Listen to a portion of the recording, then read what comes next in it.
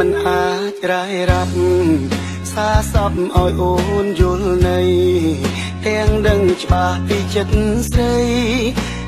តែอ่อนចិត្តនឹងបងតែគិតមានងាយរូបអូ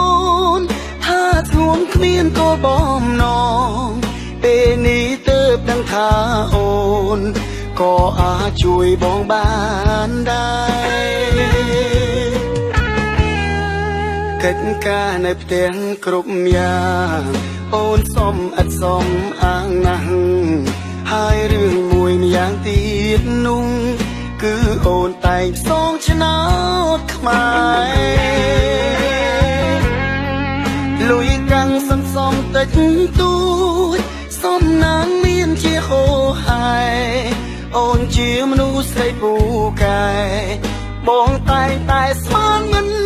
ដល់ជួបមនុស្សស្រីល្អដូចអូនរូបបងពិតសំណាងណាស់ពេលឈានជើងចូលដល់ផ្ទះគឺមានមនុស្សល្អម្នាក់ក្បែរសុំតង់ការស្រឡាញ់ជាប្រល្អជូតមាមេហើយចង់មានឈ្មោះនឹងគេក្នុងបញ្ជីប្រុសខ្មែរល្អ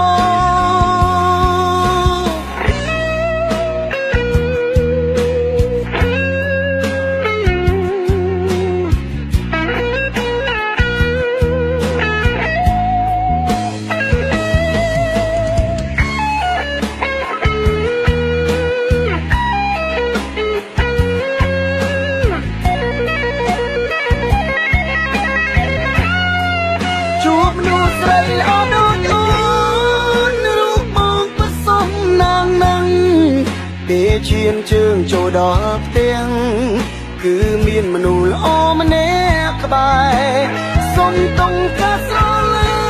ញ់ជាប្រល្អជូតមាមេហើយចង់មានឈ្មោះនឹងគេ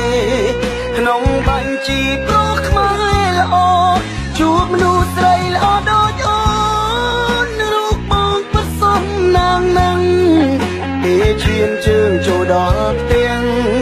គឺមានមនុស្សល្អម្នាក់ក្បែរសុំតង់ការស្រឡាញ់ជាប្រល្អជូតមាមេហើយចង់មានឈ្មោះនឹងគេក្នុងបញ្ជីប្រុសខ្មែរល្អ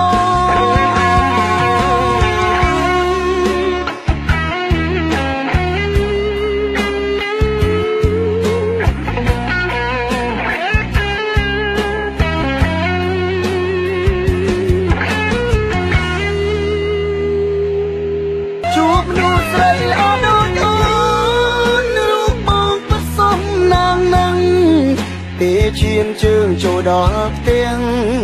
គឺមានមនុស្សល្អម្នាក់ក្បែរសុំតង់ការស្រឡា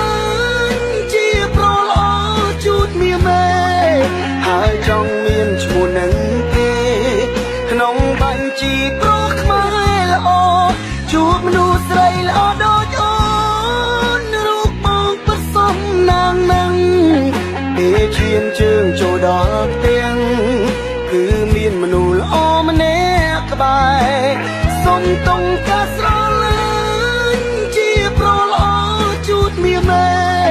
ហើយចង់មានឈ្មោះនឹងគេក្នុងបញ្ជីប្រុសខ្មែរល្អ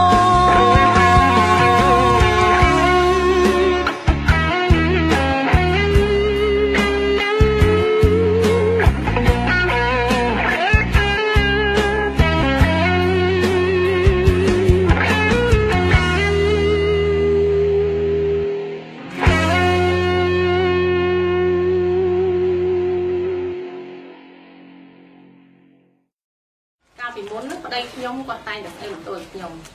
ថាខ្ញុំនេះមិនចេះរៀបចំគ្រួសារហ្នឹងឲ្យមានបាននឹងគេតាមពិតទៅការងារគាត់ក្រៅពីលុយការងារផ្ទះសម្បែងថែកូនចៅថែទ្រព្យសម្បត្តិអីហ្នឹង គាត់មិនដែលខ្វល់ទេហើយមិនត្រឹមតែប៉ុណ្ណឹងគាត់នៅមើលស្រាលការងារ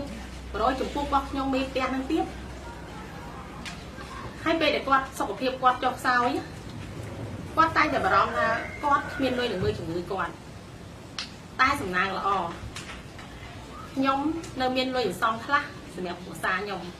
ហើយជាពិសេសខ្ញុំនេះយកលុយកណ្ដាស់100រៀលដែលប្តីខ្ញុំក៏ទុកចោលហ្នឹងណាហើយបានយកមកអន្សំហើយខ្ញុំក៏គិតថាយកលុយ100រៀលហ្នឹងណាយកទៅផ្សងសំណាងជាមួយនឹងឆ្នោតខ្មែរហើយពេលនោះខ្ញុំក៏ត្រូវរង្វាន់ធំពីឆ្នោតខ្មែរហើយពេលដែលគាត់ឈឺខ្ញុំយកលុយនោះទៅព្យាបាលគាត់រហូតដល់គាត់ជាហើយខ្ញុំនេះសល់លុយកាក់ខ្លះសម្រាប់គ្រប់គ្រងគ្រួសារខ្ញុំឥឡូវជីវភាពគ្រួសារខ្ញុំឥឡូវនេះបានធូរធារជាងមុនច្រើនហើយប្តីខ្ញុំក៏គាត់ខ្លាចចិត្តខ្ញុំដែរឥឡូវគាត់ក៏បានសុំទោសខ្ញុំគាត់ថាមិនគួរមើលរំលងការងារខិតខំសន្សំចៃរបស់ខ្ញុំទីទួចនឹងសម្រាប់គ្រួសារឯង